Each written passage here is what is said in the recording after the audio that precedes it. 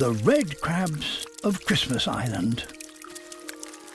They've spent the dry season sheltering in damp burrows beneath the leaf litter. Crabs breathe through gills that must be kept moist. So it's only with the return of the annual monsoon that these land crabs can finally emerge. With the humidity now high enough, they can begin an epic trek to the coast. Every red crab comes together from across the island, and they do so in their millions. 50 million, to be precise. They've come to release their eggs that can only develop in the ocean. There's just one small problem. They may be crabs, but they can't swim. They're scared of the sea. But they don't have a choice.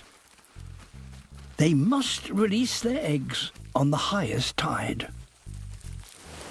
Each carries around 100,000 eggs, so over just 2 or 3 nights, trillions are released into the ocean. Though some are more successful than others.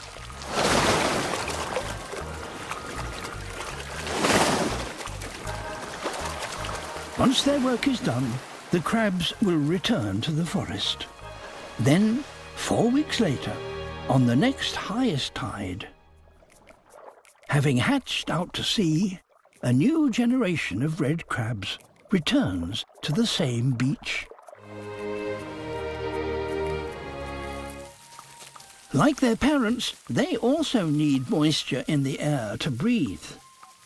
So, before the rains move on, the young crabs must undertake their own epic journey into the forest, where they'll wait out the next few months of dry. The Christmas Island crab, entirely reliant on the return of the monsoon.